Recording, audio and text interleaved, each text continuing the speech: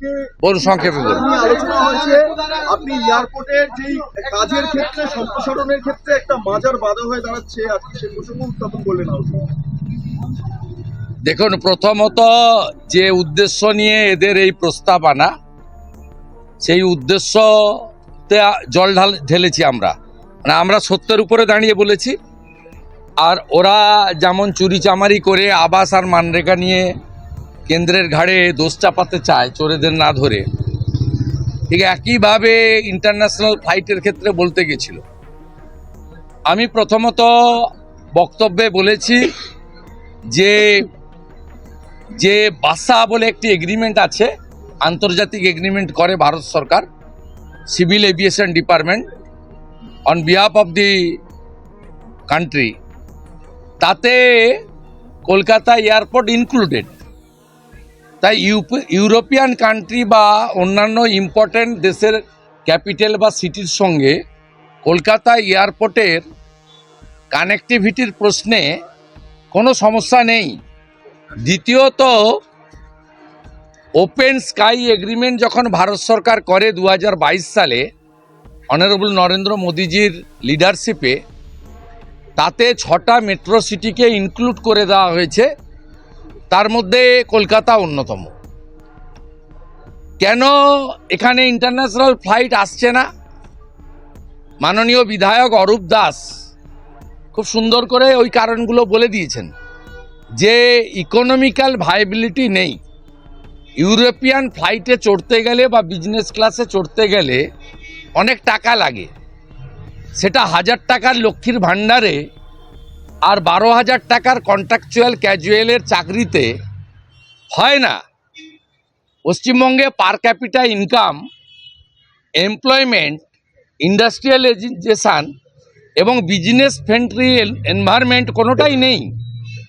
তাই পশ্চিমবঙ্গ থেকে কোনো ইউরোপ বা বিদেশে যাওয়ার ডাইরেক্ট ফ্লাইট কলকাতা এয়ারপোর্টের সঙ্গে নেই।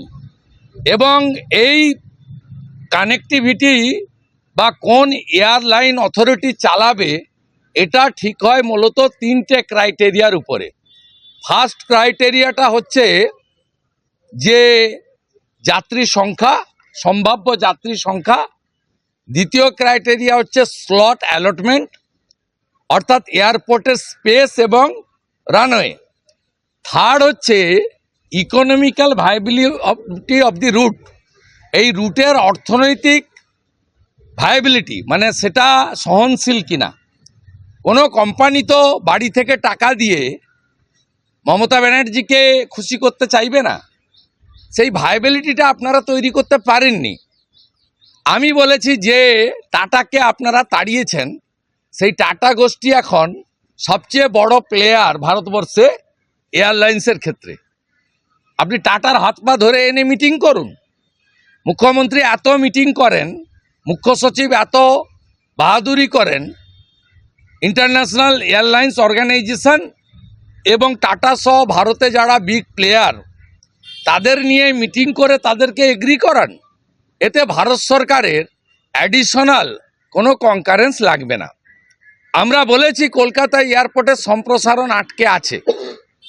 আপনাদের দলে সিদ্দিকুল্লাহ চৌধুরীদের মতো মুসলিম নেতারা আছেন, তাদের সাহায্য নিয়ে কলকাতা এয়ারপোর্টে একটি ধর্মীয় পরিকাঠামো আর একটি মাজার, এই দুটোর জন্য এয়ারপোর্টের সম্প্রসারণ আটকে আছে। এই বিষয়ে সিদ্দিকুল্লাহ চৌধুরীদের সাহায্য নিয়ে মুখ্যমন্ত্রী সমস্যা সমাধান করলেই কলকাতা এয়ারপোর্টে রানওয়ের সংখ্যা বেড়ে যায়, তার বাউন্ডারি ওয়াল কমপ্লিট করা যায়, সম্প্রসারিত এয়ারপোর্ট হতে পারে। তার ফলে ডোমেস্টিক এবং ইন্টারন্যাশনাল ফ্লাইট, প্রাইভেট ফ্লাইট সহ অনেক যাতায়াত বেড়ে যেতে পারে। কাজগুলো আপনারা করেননি। আমরা বলেছি 2022 সালে ভারত সরকার পরিবহন সচিবকে চিঠি লিখেছিল মালদা এয়ারপোর্টে নিয়ে, আপনারা সেই চিঠি রেসপন্স করেননি। আপনারা বালুরঘাট এয়ারপোর্টে ফার্স্ট বিডিংয়ে বিডার পাননি, সেকেন্ড বিডিং করেননি। আপনারা হাসিমারা এবং কলাইকুণ্ডায় একটাতে 37.74, আরেকটায় মাত্র 38 একর জমি আপনাদের কাছ থেকে চাওয়া হয়েছে দুটোতে আর্মি এয়ারপোর্টে নর্মাল ডোমেস্টিক বা কমার্শিয়াল এয়ারলাইন্স চালানোর জন্য, ফ্লাইট চালানোর জন্য আপনারা জমি দেননি, রেসপন্সও করেননি। বাগডোগরা এয়ারপোর্টে সম্প্রসারিত এলাকার জন্য জমি দিতে পারেননি, তাই 6:20-তে লাস্ট ফ্লাইট বাগডোগরা থেকে রিটার্ন কলকাতা, যেটা বাগডোগরা হচ্ছে সবচেয়ে সাউন্ড এবং financially profit making airport of our country. Naturally কোচবিহারে আপনারা নতুন কোনো ফ্লাইট চালু করতে পারেননি, অথচ ভারত সরকার মোদিজির লিডারশিপে সিভিল এভিয়েশন ডিপার্টমেন্ট উড়ান স্কিমে কোচবিহার, মালদা, বালুরঘাট, অন্ডাল, দুর্গাপুর সব জায়গায় রেখেছে। তাই আজকের যে রেজুলেশন ওরা 185-এ এনেছিল, ওদের রাজনৈতিক উদ্দেশ্য তথ্য পরিসংখ্যান এবং এই সরকারের অপদার্থতা আমরা হাউসে তুলে ধরতে পেরেছি। দুর্ভাগ্য এটাই, ভারতবর্ষের সব পার্লামেন্ট এবং সব বিধানসভায় লাইভ হয়, এখানে লাইভ হয় না। মুখ্যমন্ত্রী কখনো কখনো এপাং ওপাং ঝপাং এসব বলতে আসেন, তার জন্য বিশেষ লাইভের ব্যবস্থা থাকে।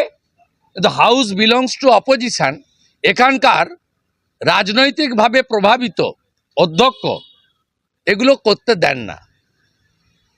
তাই আমরা আজকে আমাদের বক্তব্য রেখেছি এবং বিজেপি কমিটেড বাংলা বাঙালির স্বার্থে যে কোনো পজিটিভ, প্রোগ্রেসিভ, ডেভেলপমেন্ট ওরিয়েন্টেড পশ্চিমবঙ্গের জন্য আমরা আছি।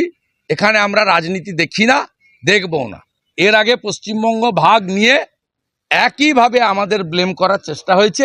আমরা ইউনাইটেডলি বলেছি যে না, আমরা পশ্চিমবঙ্গ ভাগের পক্ষে নই, আনডিভাইডেড বেঙ্গলের ডেভেলপমেন্টের পক্ষে। একইভাবে কলকাতা বাগডোগরা অন্ডাল এয়ারপোর্ট থেকে ইন্টারন্যাশনাল ফ্লাইট চালু হোক, ইউরোপে পৌঁছে যাক, ইউরোপ থেকে আমাদের এখানে সবাই আসুক, আমরা চাই। এতে রাজনীতি করার চেষ্টা করবেন না। রাজনীতি আপনারা করছেন, অপদার্থ সরকার, নিষ্কর্মা সরকার, এবং তুষ্টিকরণের জন্য একটা বিশেষ সম্প্রদায়ের কাছে আত্মসমর্পণ করে কলকাতা এয়ারপোর্টের সম্প্রসারণ আপনারাই আটকে রেখেছেন।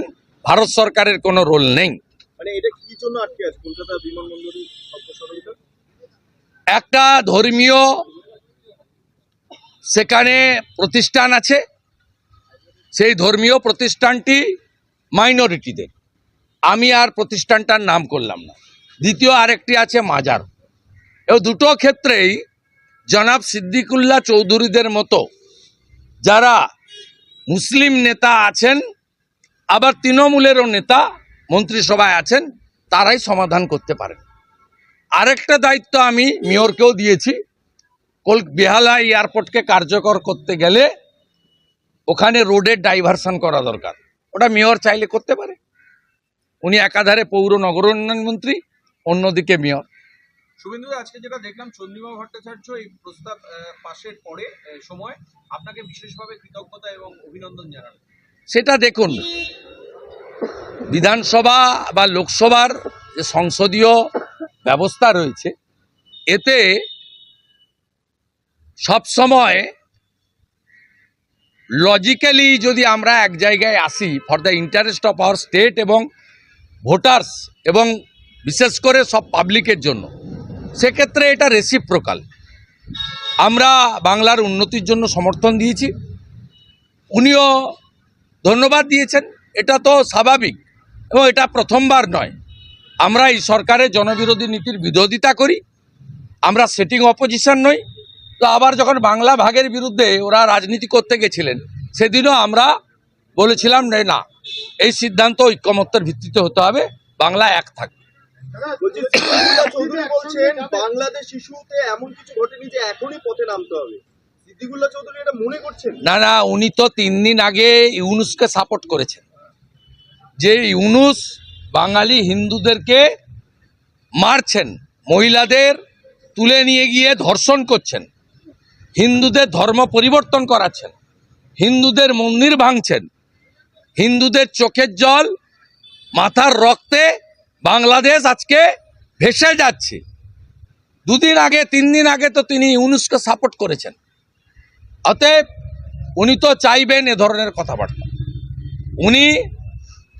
উনার ভোট ব্যাংক এবং উনি যাদের নিয়ে রাজনীতি করেন মাদ্রাসার ছেলে পেলেদের নিয়ে, সেটা ওনাকে এসব কথা বলতেই হবে। আরজি করের ইস্যুতে যারা রাস্তায় নামেনি তারা বাঙালি হিন্দু নিধনে রাস্তায় নামবে না ভাবছেন কি করে? আরজি করের ইস্যুতে বাঙালি হিন্দু বা মুসলিমের ইস্যু ছিল না, মানবিক ইস্যু ছিল। সেই মানবিক ইস্যুতে পশ্চিমবাংলার এই তোষণবাজরা রাস্তায় নামেনি। তারা বাংলাদেশে হিন্দু ধরিয়া জবাই কর, ইস্কনকে ধরিয়া জবাই কর, মন্দির ভাঙছে। এরা কি করে আপনারা আশা করেন যে এরা রাস্তায় নামবে? আগামী সোমবার মিউনিসিপ্যাল অ্যামেন্ডমেন্ট বিল আসতে চলেছে, যেখানে 10% করে আপনার কর বাড়বে প্রতি 5 বছর অন্তর। আমরা ওই দিনই বলবো, আমরা বিধানসভার কথা আগে বলি না। আমাদের কম্পিটেন্ট এমএলএরা আছেন, জনবিরোধী যে কোনো নীতির বিরুদ্ধে আমরা আমাদের ভয়েস রেজ করব on the floor of the house. কিন্তু সাধারণ মানুষের তো অসুবিধা হবে। সেটাকে ওই দিনই বলবেন, যারা বলবেন বেরিয়ে এসে বলবেন। দাদা, আন্তর্জাতিক বিমান নিয়ে একসঙ্গে দিল্লি যাওয়ার কথা যেটা বলছে, যাওয়ার প্রশ্ন নেই। আপনারা বক্তব্যের 2টো পার্ট আছে। বাসা এবং ওপেন স্কাই এগ্রিমেন্টে আপনি আছেন, আপনার ফিনান্সিয়াল ভাইবিলিটি, স্লট বুকিং এবং প্যাসেঞ্জারের সংখ্যা আপনি ভালো করবেন। কমার্শিয়াল প্লেয়ারদেরকে ফ্লাইং এজেন্সিকে আনবেন, নবান্নতে ফিশ ফ্রাই কফি খাওয়াবেন। টাটাকে তাড়িয়েছেন সিঙ্গুর থেকে লাথি মেরে, মাথায় বন্দুক ধরে, হাত পা ধরে টাটাকে ফিরিয়ে আনবেন, চালু হয়ে যাবে। যাওয়ার তো কোনো প্রয়োজন নেই, যাওয়ার কোনো প্রয়োজন নেই। ইন্টারন্যাশনাল ফ্লাইট চালু করার ক্ষেত্রে যাওয়ার কোনো প্রয়োজন নেই। অন্য কোনো ইস্যুতে civil aviation minister Rammohan Naidu or MOS Muralidhar মহল এদের কাছে যেতে চাইলে আমরা প্রোভাইড করব।